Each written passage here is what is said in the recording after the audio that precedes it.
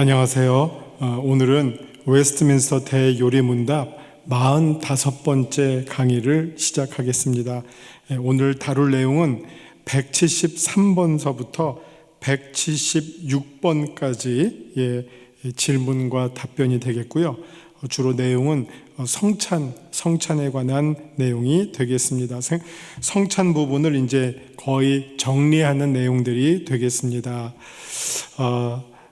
173번에서 질문하는 내용은 신앙을 고백하는 성찬을 받고 싶어하는 자에게 성찬을 못 받게 할 수 있을까 하는 질문입니다.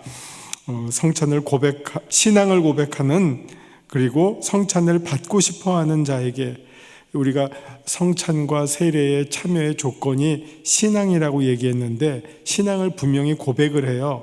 그런데 또 성찬에 참여하고 싶은 자들에게도 성찬을 못 받게 할 수 있을까라고 하는 질문입니다. 여기 이제 답변을 보면요, 이런 내용이 나옵니다. 신앙 고백과 성찬을 받고 싶어하는 욕망이 있을지라도 받고 싶어 한다는 거죠. 그러나 무식하거나 의혹이 있으면 가르침을 받아 바로 깨닫게 되기까지는 그리스도께서 자기 교회에 맡기신 권세로 그들로 하여금 성찬을 못 받게 할 수 있다 하는 내용입니다. 이게 사람의 그 생각과 행동이라고 하는 것이 참 복합적입니다. 마음으로는 원해요. 좋은 것 같다. 저거 하면 왠지 나한테 도움이 될 것 같다. 저거 하는 게 안 하는 것보단 나은 것 같다. 여러 가지 이유로 분명히 그의 마음 가운데 성찬에 참여하고 싶은 마음이 있어요. 또 여러분 한번 성찬이 벌어지고 있는 현장을 보세요. 교인들 대부분이 세례교인이니까 대부분의 성도가 성찬에 참여하는데 만약 자기만 성찬에 참여하지 못하고 있다면 사실은 그것은 편한 상황은 아니잖아요. 왠지 몰라도 남들이 다 하니까 나도 하고 싶기도 하고 여러 가지 이유로 성찬에 참여하고 싶은데, 근데 그 참여를 허락하는 내용이 단순히 그 사람이 받고 싶은 마음이 있다는 것만으로 성찬을 허락할 수 있느냐 하는 겁니다. 사실은 우리가 성찬을 받기 위해서는 무엇보다도 그 성찬의 의미를 정확하고 제대로 알고 있는 사람, 이 성찬이 무엇을 뜻하는지, 내가 그리스도의 몸과 살과 피에 참여한다고 하는 것이 무슨 의미가 있는지, 왜 예수 그리스도는 우리에게 자신의 몸과 살과 피를 나누어 주셨는가 하는 그 의미를 알고 있는 사람만이 성찬에 참여하는 그것이 정상입니다. 우리가 성경에서 고린도전서 11장을 보면 여기 이제 고린도 교회에서 성찬에 대한 무지로 인해서 여러 가지 문제가 발생했던 것을 보게 됩니다. 어떤 사람은 성찬을 배부르는 기회로 배불리 식사를 자기의 배를 채우는 시간으로 생각한 사람이 있는가 하면, 또 어떤 사람은 그 성찬을 이번에 포도주를 먹을 수 있구나 해서 막 마음껏 포도주를 먹는, 그러니까 예수님의 살과 피에 대한 이해라기보다는 그 성찬에 등장하는 빵과 포도주, 그러니까 여기에 집착해서 성찬에 참여해서 막 배불리 먹고 또 취하도록 포도주를 마시고 그런 일들이 있었다는 거죠. 그래서 성경은 이런 사람들을 향해서 뭐라고 말씀하고 있냐면은 고린도전서 11장 29절에 주의 몸을 분별하지 못하고 먹고 마시는 자는 자기의 죄를 먹고 마시는 것이다. 그러니까 그게 무슨 의미인지를 모르고 자기의 육신의 욕망대로 그 성찬에 참여한 사람은 오히려 죄를 대속하는 은혜의 방편을 누리는 것이 아니라 자기의 죄를 더 키우는 그런 어떤 저주의 행동이 될 것이다 라고 말씀하고 있습니다. 그래서 우리가 교회의 역사를 보면 우리 한국교회도 얼마 전까지 교인의 그 신급을 나눌 때 처음에 이제 원입교인 혹은 출석교인 이틀 원입교인, 그 다음에 학습교인이 있었고 그 다음에 세례교인이 있었습니다. 그러면 학습교인이라고 하는 사람들은 무엇이냐? 옛부터 세례를 베풀 때는 그냥 단순히 신앙만 확인하고 세례를 줬던 것이 아니라 세례를 받기 위해서 그리스도인으로서 그리고 어떤 교회의 성도로서 마땅히 알아야 할 기본적인 신앙의 내용들, 그게 바로 우리가 지금 공부하고 있는 웨스트민스터 요리문답입니다. 여러 요리문답이 있죠. 웨스트민스터 요리문답, 하이델베르크 요리문답, 이런 요리문답들을 먼저 가르쳐주고 그것을 배움으로 말미암아 우리가 누구를 믿고 무엇을 믿는지, 그리고 믿는 사람으로서 어떻게 살아야 하는지, 이런 내용들을 자세하게 배우고, 우리가 지금 웨스트민스터 요리문답 196개의 문항을 공부하듯이 똑같이 정말 우리에게 필요한 성경의 내용, 그 다음에 신앙의 내용, 우리 그리스도인의 삶의 내용, 이런 것들을 잘 정리해서 배워서 그리스도인으로서 꼭 알아야 할 내용들을 충분히 숙지한 사람들에게 그들의 신앙의 고백을 확인함으로 세례를 베풀었습니다. 그래서 세례를 베풀기 전에 이런 요리문답을 교육, 학습받는 사람들을 학습교인이라 그랬어요. 그래서 원래는 이거를 이제 요리문답을 카테키즘이라고 하고, 카테키즘, 따라서 이렇게 학습교인을 카테쿠메네라고 해서 그 요리문답을 학습하는 교인들, 대개 1년 정도, 길면 3년까지도 그렇게 이제 공부를 시키고 세례를 베풀었던 것이죠. 또 심지어 또 초대교회는 세례를 받기 전에 일주일 동안은 금식을 했었어요. 참 세례받기 어려웠죠. 그만큼 세례라고 하는 그 의미를 너무너무나 소중하게 여기고, 베푸는 교회나 받는 성도나 교인이나 세례가 정말 거듭남의 징표로서 그렇게 소중하게 여겼죠.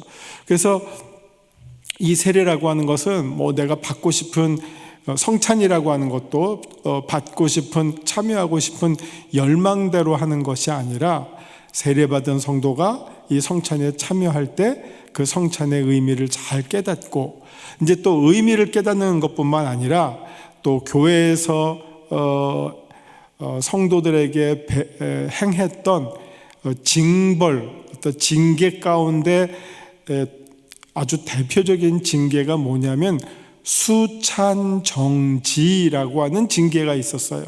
징벌이 있었어요. 수찬정지, 성찬을 받는 것을 금지시키는 겁니다.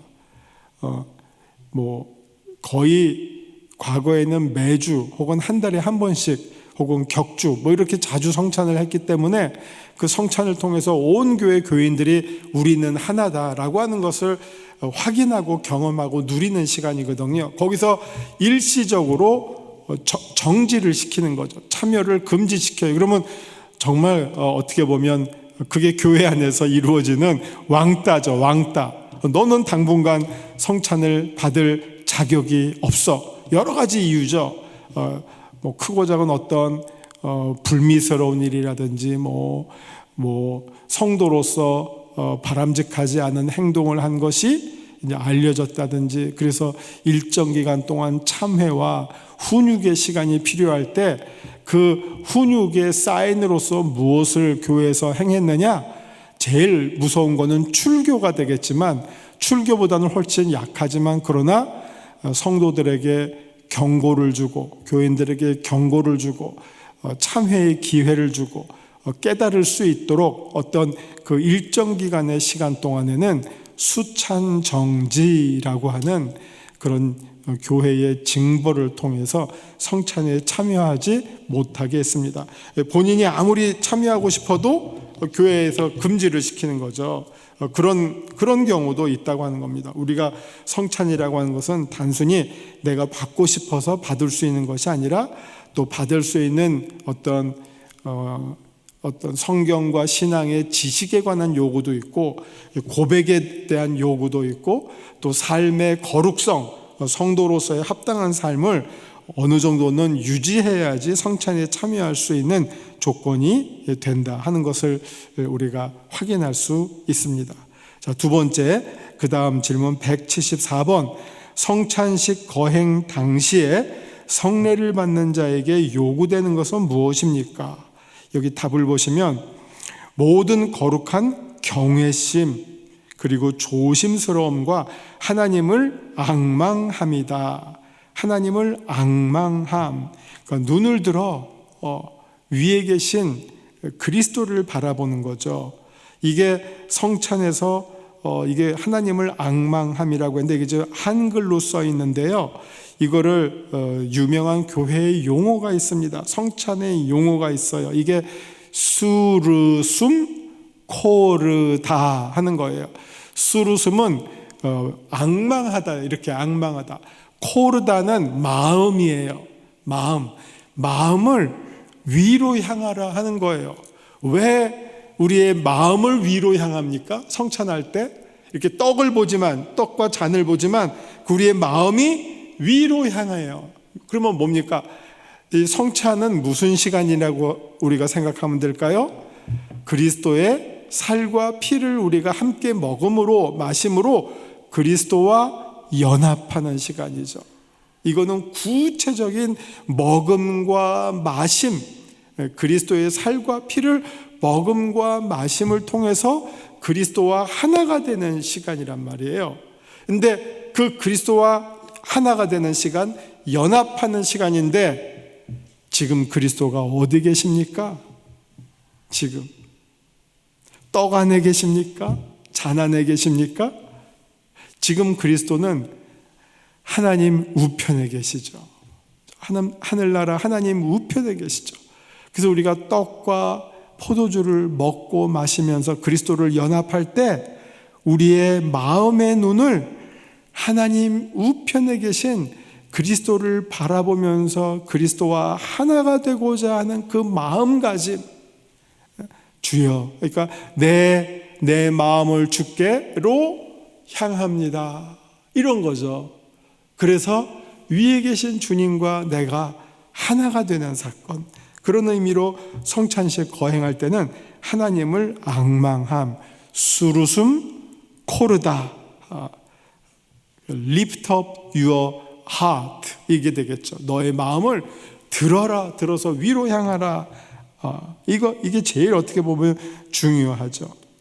그 다음에 성례의 요소 및 행동을 부지런히 지키고 주님의 몸을 주의 깊게 분별하고, 이걸 보고 정말 세상적인 마음으로 단순한 빵과 단순한 포도주처럼 취급해서는 안 되겠죠. 그의 죽음과 고난을 사랑을 다해 묵상함으로써 자신 속에 은혜의 역사가 강하게 나타나게 함입니다. 사실 그래서 예배에서 최고의 정점, 사실 예배 드리는 목적도, 예배라는 말도 하나님의 얼굴을 구하다거든요. 하나님과 만나는 거예요. 근데 이 만남에서 제일 결정적인 그 하이라이트의 순간이 뭐냐? 성찬이죠. 왜? 성찬에서는 그리스도와 하나가 되는 시간이기 때문에, 그리스도와 연합하는 시간이기 때문에, 그래서 그 시간에 은혜의 역사가 가장 강하게 나타나게 됩니다. 그럴 때 또 자신을 살펴서 자신의 죄를 슬퍼하고 그리스도를 열심으로 사모하고, 그리고 줄이고 목말라 하듯 믿음으로 그를 먹게 되고 그의 충만을 받게 되고 그의 공로를 의지하고 그의 사랑을 기뻐하며 그의 은혜에 대하여 감사하게 되므로, 이 성찬에 대한 또 하나의 여러 가지 성찬을 표현하는 여러 가지 용어들이 있는데, 쉬운 용어는 성찬을 The Lord's Supper, 주님의 만찬, 주의 만찬이라고도 하고요. 또 다른 뜻으로는 유카리스트라고도 합니다. 유카리스트인데 여기서 유카리스트, 카리스는 은혜예요. 그러면 앞에 유를 붙여서 은혜에 감사하는 예식. 은혜에 감사하는 예식. 왜냐하면 이 성찬이야말로 그리스도께서 자기 자신을 우리에게 나누어 주시는 거예요. 자기 자신의 살과 피를 나누어 주시고 흘려 주시는 거예요. 이거를 받아 먹으라. 그러니까 우리에게는 그리스도의 은혜를 먹고 마실 수 있는 최고의 감사의 식사가 되겠죠. 그걸 우리가 성찬에서 누리게 되는 거죠. 그래서 그를 먹게 되고 은혜에 대하여 감사하고 이게 유카리스트 하나님과의 언약과 모든 성도들에 대한 사랑을 새로워지게 할 것이다. 그러니까 이게 성찬을 통해서 내 믿음을 왜 세례와 달리 성찬은 반복적으로 하느냐? 여기에는 이제 갱신, 새로움의 의미가 있기 때문이에요. 리뉴의 의미가 있어요. 매일매일 새로워지는 의미. 왜냐하면 매일 먹잖아요. 우리가 매일매일 밥 먹으면서 새 힘을 얻잖아요. 아침에 밥 먹었다고 아침 먹었다고 점심 안 먹나요? 점심 먹었다고 저녁 안 먹나요? 그거 아니잖아요. 끼마다 먹어야지 우리가 새 힘을 음식으로부터 받잖아요. 그런 것처럼 이 성찬을 통해서는 우리가 새 힘을 그리스도로부터 받는 시간이죠.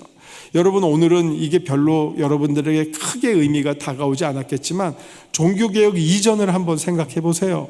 예배 드릴 때 신부님들이 강론을 하는데 그 강론은 라틴어예요. 읽는 성경도 라틴어예요. 회중들이 아무도 못 알아들어요. 근데 그 회중들이 예배 와서 오늘 내가 예배 왔는데 그래도 이것만은 건지고 간다라고 하는 시간이 무엇이었겠어요? 설교도 못 들어, 기도도 못 들어, 아무것도 성경도 못 알아들어. 뭐 하나 남겠어요? 그게 바로 성찬이었어요. 다른 건 다 안 해도 일단은 먹고 마시고 갔잖아요. 물론 로마 카톨릭에서는 잔은 안 줬죠. 흘릴까봐, 예수의 보혈을 흘릴까봐 잔을 안 줬죠. 그래서 모든 종교개혁의 시장은 우리에게 잔을 돌려달라, 빵과 잔을 똑같이 달라, 이게 모든 종교개혁의 시작에 나왔던 외침들이었어요. 주장들이었어요.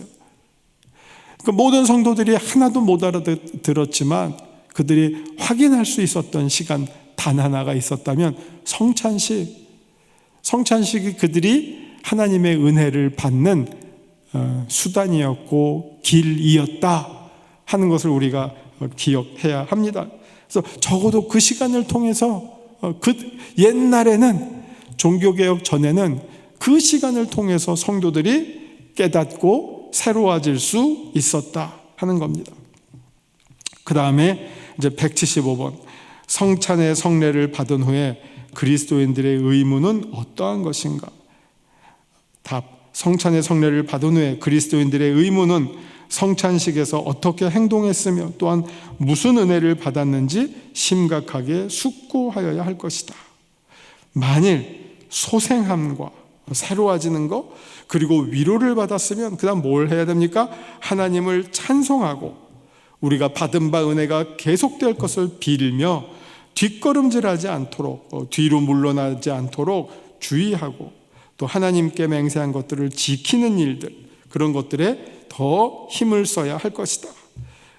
그리고 이제 쭉 아래로 가시면 끝에서 한 세 번째 줄, 그러나 만일 그들이 어느 편으로 보나 실패했음을 깨달으면 그들은 스스로 낮아져서 후에 더 많은 마음의 준비로 성찬식에 임해야 할 것이다. 우리가 여러 가지 성찬에 참여한 이후에 우리들의 어떤 생활의 모습이 있잖아요. 더 은혜 안으로 깊이 들어가는 경우도 있겠지만 또 어떤 경우에는 겉돌고 또 하지 않아야 될 사소한 잘못들을 또 행하고 그리스도의 영광을 가릴 수도 있는 것이고, 이런 어떤 일들을 경험할 때 오히려 더 하나님께 무릎을 꿇고 그리스도의 은혜를 구하며 겸비한 모습으로 내 어떤 연약함을 하나님께 아뢰고 우리의 믿음의 강화를 위해서 더 노력하고 애를 써야 되겠다 하는 것입니다. 자, 176번입니다. 세례와 성찬은 어떤 점에서 일치하는가? 세례와 성찬이 일치하는 것은 두 가지다. 창시자가 하나님이시라고 하는 점, 혹은 예수 그리스도 삼위일체 하나님이라고 하는 점, 그런 영적 부분이 그리스도와 그의 혜택이라고 하는 점, 양자가 다 같은 언약의 인치심이라고 하는 점, 이게 하나님께서 우리에게 은혜의 징표로 주시는 사인이다. 그러니까 세례라고 하는 사인은 한 번 받으면 지워지지 않는 사인이에요. 그래서 단 한 번만 하는 겁니다. 그 다음에 어쨌든 세례와 성찬은 다 하나님께서 우리에게 은혜를 주시는 방편들이고, 또 그 은혜의 가장 대표적인 것이 예수 그리스도죠. 예수 그리스도와 하나가 되게 하시는 거예요. 세례는 결혼식이라고 하면, 성찬은 결혼한 부부가 결혼 이후에 부부 생활을 하는 것과 같이 정말 그리스도와 하나 되게 하는 것이 세례라면, 하나됨을 계속 누리게 하는 것, 그게 성찬이고, 이 성찬이 벌어지는 것은 무엇입니까? 우리 가정과 똑같아요. 한 남녀가 결혼을 했어요. 그리고 부부 생활을 하는 그 공간이 어디입니까? 가정이에요.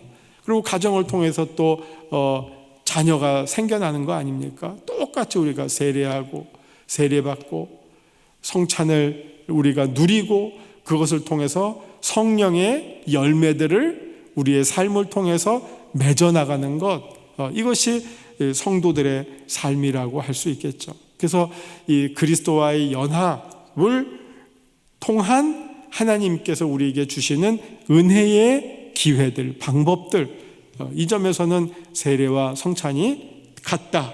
그러면서 또 어떤 또 공통점이 있냐면, 이것은 목사에 의해서 시행이 되고, 그 목사 이외에 어떤 누구에 대해서도 실행될 수 없다 하는 것이죠. 그러니까 이거는 교회의 질서를 말합니다. 이 은혜의 방편이 여러 가지가 있겠지만, 적어도 세례와 성찬에 있어서는 이것은 반드시 목회자의, 안수받은 목회자를 통해서 교회 안에서 공적인 예식으로 이루어져야 한다 하는 것이 어떻게 보면 세례와 성찬의 공통점이 되겠습니다.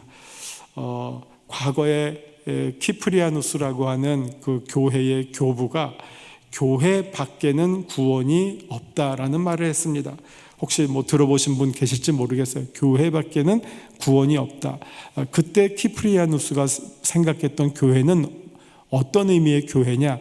바로 세례와 성찬이 공적으로 이루어지는 기관.